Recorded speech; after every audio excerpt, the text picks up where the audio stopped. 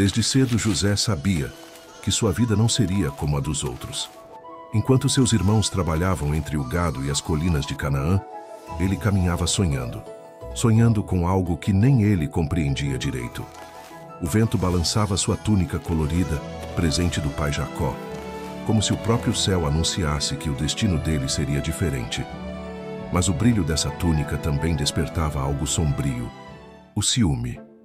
José era o filho preferido, e isso, aos olhos dos irmãos, era uma ferida aberta. Eles o observavam à distância, e em cada olhar nascia mais inveja, até que uma noite José sonhou.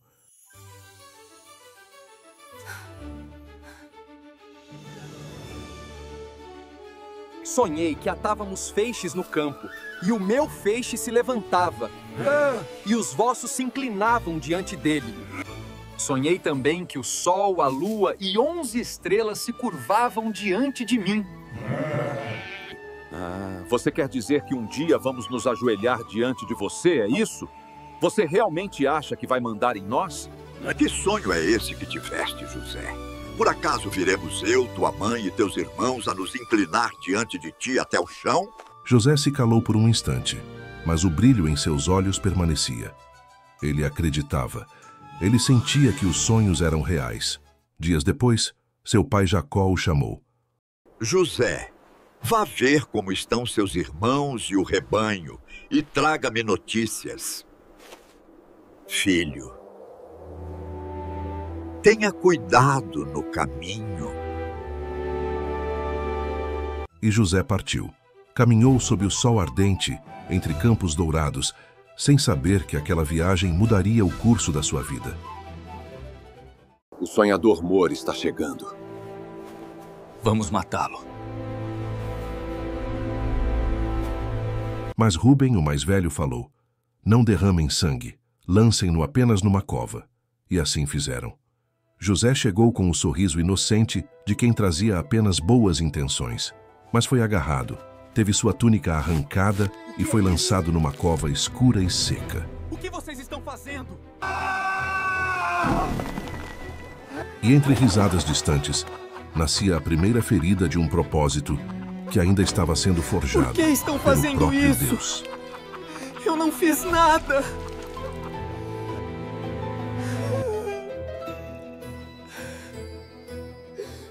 O sol ardia sobre o deserto de Dotã.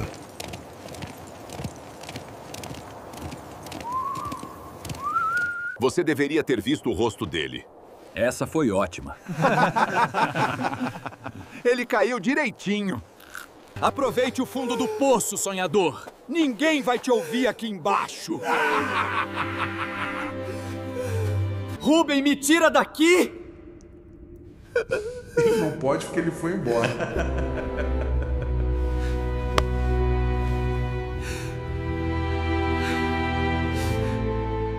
Até que, ao longe, uma caravana se aproximou. Camelos carregados de especiarias, bálsamo e mirra, vindos de Gileade, marchando em direção ao Egito. Judá observou e teve uma ideia sombria. Que ganharemos se o matarmos? Vamos vendê-lo. É nosso irmão, afinal. E assim o destino de José foi trocado por 20 moedas de prata. Mãos estrangeiras o puxaram da cova. Seus olhos, ainda cheios de lágrimas, refletiam o sol e a confusão. Ele não entendia. Por que seus próprios irmãos o traíam? Por que o amor do pai agora era motivo de ódio? Enquanto os mercadores o levavam acorrentado, José olhou para trás uma última vez. Viu seus irmãos ao longe. Alguns viravam o rosto, outros fingiam indiferença. Rúben, ao retornar e não encontrar o jovem na cova, rasgou as vestes e gritou de desespero. O que é que eu vou fazer agora? Mas já era tarde. José desaparecia no horizonte, levado por estrangeiros. Os irmãos mataram um cabrito e tingiram a túnica colorida com sangue. Enviaram-na ao pai, dizendo: achamos isto, reconhece, pai. É a túnica do teu filho? É a túnica do meu filho. Uma fera o devorou. José, meu filho, foi despedaçado.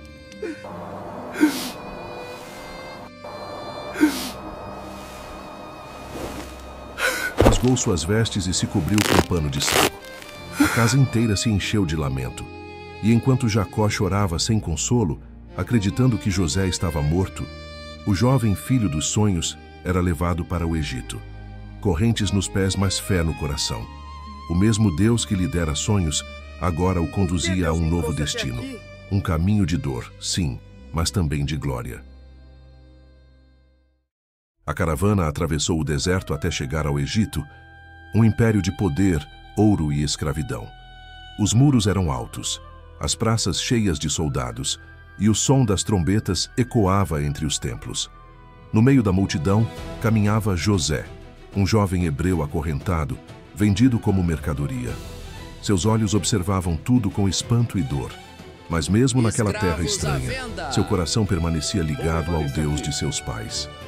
Os mercadores o venderam a Potifar, um oficial de Faraó, capitão da guarda. Potifar era um homem de autoridade, temido e respeitado. José, ainda ferido pela traição dos irmãos, decidiu servir com o que lhe restava, fé e obediência. E algo começou a mudar. Tudo o que ele tocava prosperava. Os servos notavam. Potifar percebia. O hebreu possuía algo diferente. Uma presença que não vinha deste mundo. Com o tempo, José ganhou a confiança de Potifar. Tornou-se o administrador de toda a sua casa.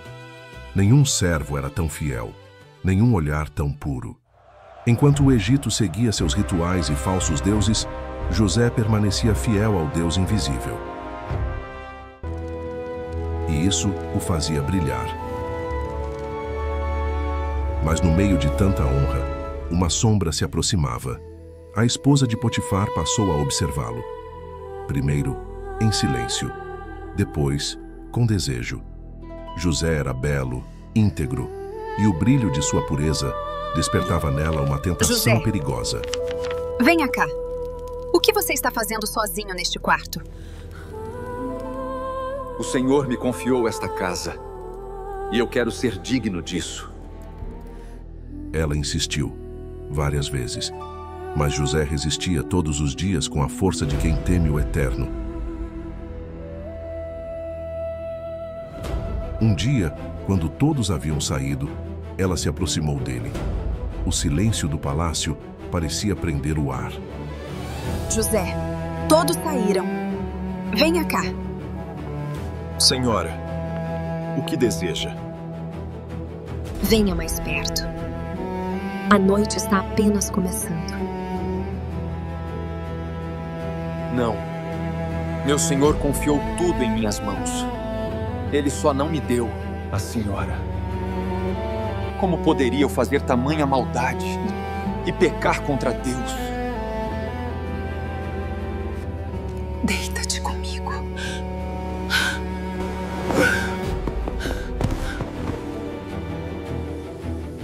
A túnica ficou nas mãos dela e o grito ecoou pelo palácio. Hebreu, ele tentou me violentar. Os servos correram. Potifar veio furioso e, sem ouvir defesa, lançou José na prisão.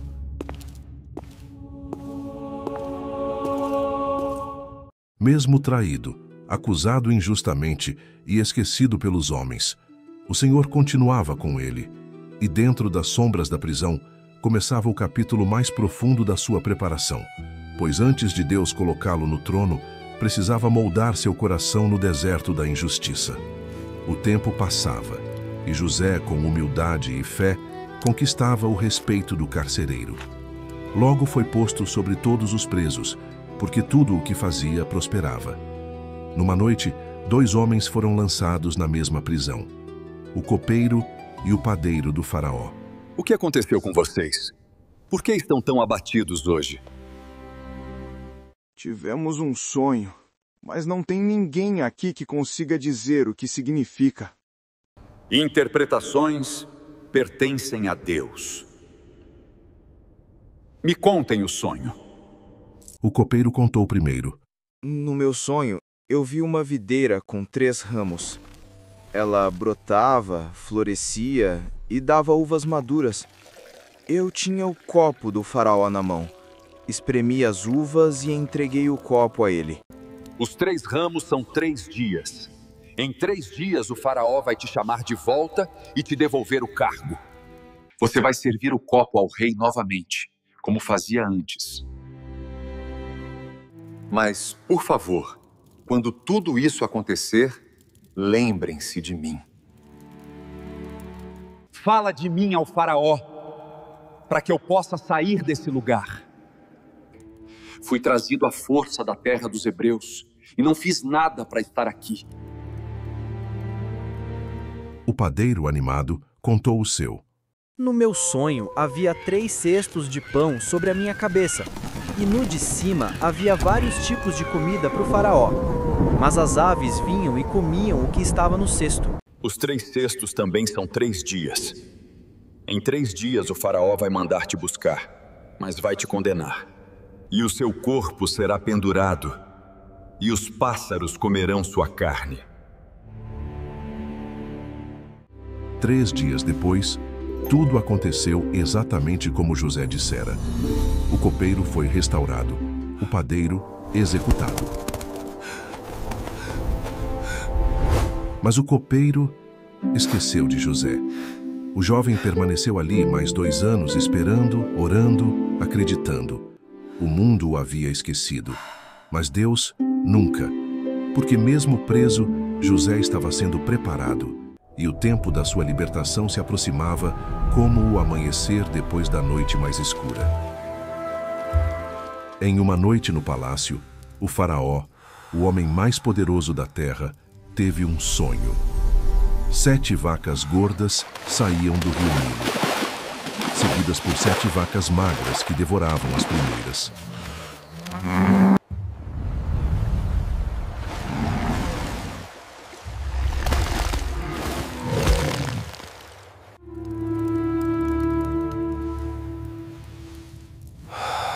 Depois, ele sonhou novamente. 7 espigas cheias e boas eram engolidas por 7 espigas queimadas e vazias. Ao despertar, o rei estava perturbado.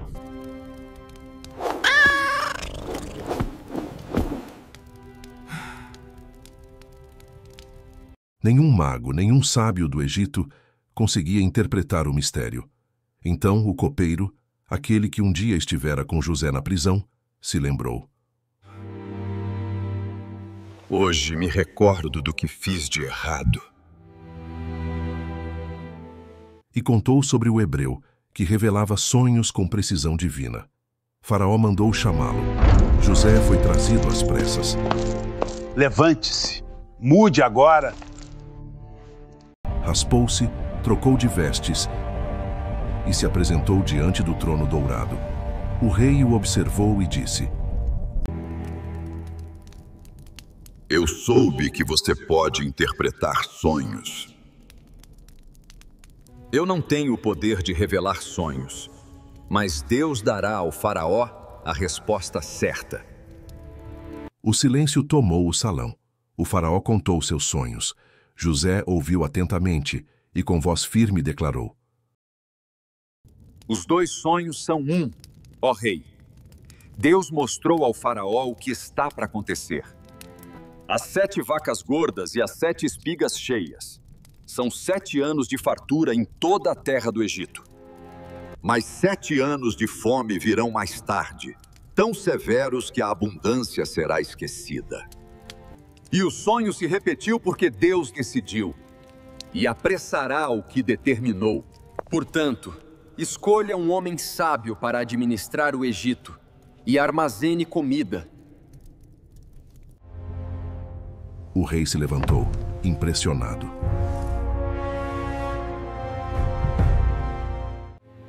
Por acaso encontraríamos alguém como este homem, em quem está o Espírito de Deus? Então, diante de todos, o faraó tirou o anel de seu dedo e o colocou na mão de José. Vestiu-o com linho fino, pôs um colar de ouro em seu pescoço e o fez subir em sua segunda carruagem. As trombetas soaram e as multidões gritaram: Ajoelhai-vos, José é o governador de todo o Egito. E assim, o jovem hebreu que fora vendido como escravo, tornou-se o segundo homem mais poderoso da terra. Eu sou Faraó, Mas, de hoje em diante, sem a sua permissão, ninguém moverá uma mão ou um pé em toda a terra do Egito. Teu nome será Zafenate-Paneia, pois Deus fala através de ti e dá vida ao que estava perdido. E Faraó deu a José por esposa Asenate, filha de Potífera, sacerdote de On.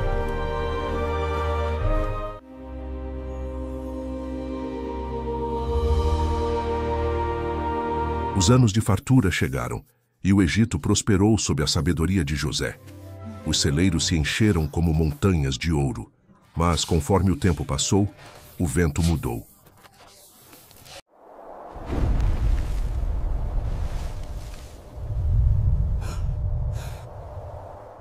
A fome começou a se espalhar como sombra sobre as terras.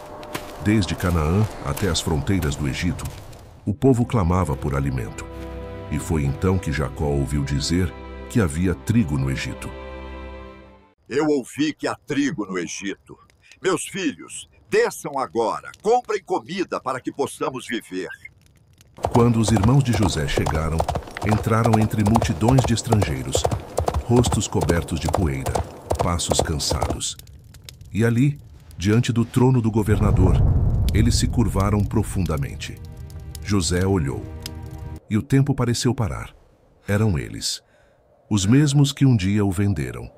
Seus corações batiam diante de quem agora governava a nação mais poderosa da terra, sem saber quem ele era. O olhar de José se encheu de lembranças. O poço escuro, o desespero, o preço da traição.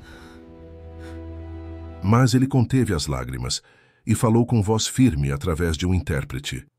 De onde vindes? Eles responderam: da terra de Canaã, para comprar alimento.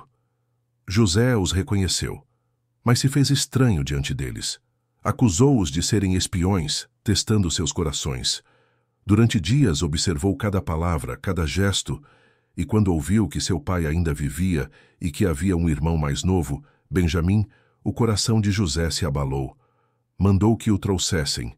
Não, Benjamim não vai. Já perdi José. E se algo acontecer a ele, meu coração não vai suportar outra perda. Pai, se o menino não for, o homem não vai nos ouvir. Eu te dou minha palavra. Eu cuidarei dele como a minha própria vida.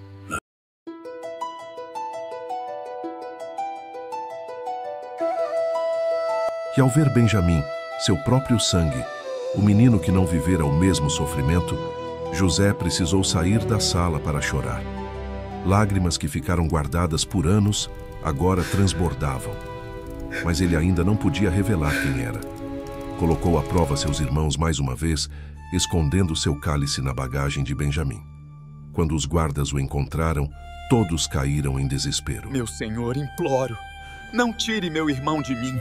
Leve-me no lugar dele, pois nosso pai não suportaria mais esta dor. E foi ali, naquele gesto de amor, que José não suportou mais. Ele mandou todos saírem, e chorando tão alto que o palácio inteiro ouviu, disse: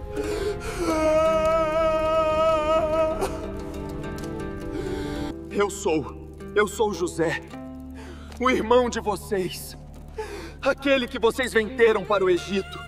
Não tenham medo, não se atormentem por causa do que fizeram. Foi Deus quem me enviou à frente de vocês para salvar vidas.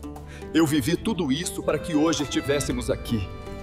O mal que vocês intentaram, Deus transformou em bem. O passado foi curado ali, onde o perdão venceu o ódio, e o amor cumpriu o sonho que Deus havia prometido. O Egito se tornara o refúgio do mundo.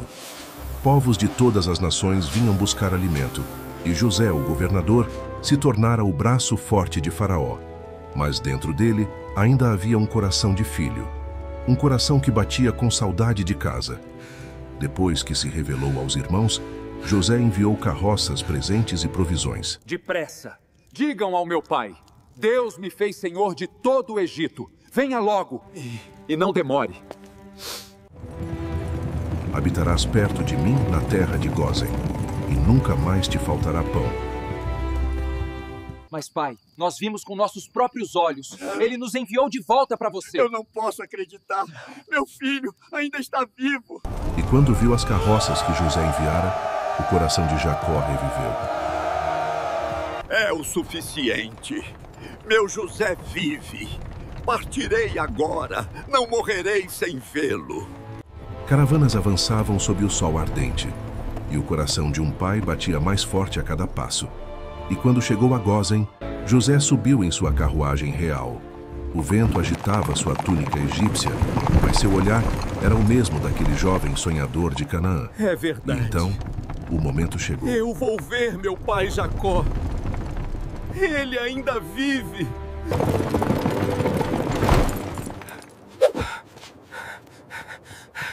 Pai, é você. Meu José. Pensei que nunca mais o veria. Eu não posso acreditar que você está aqui. Deus foi bom para nós, meu filho.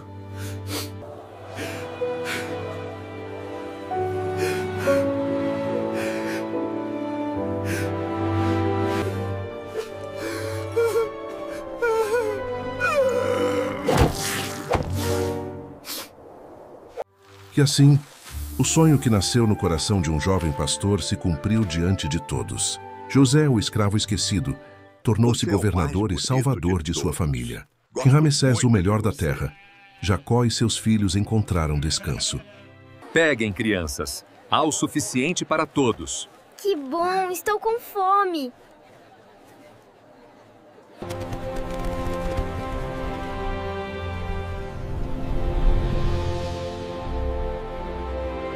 José olhou para o horizonte e sentiu o vento da paz, onde antes havia dor.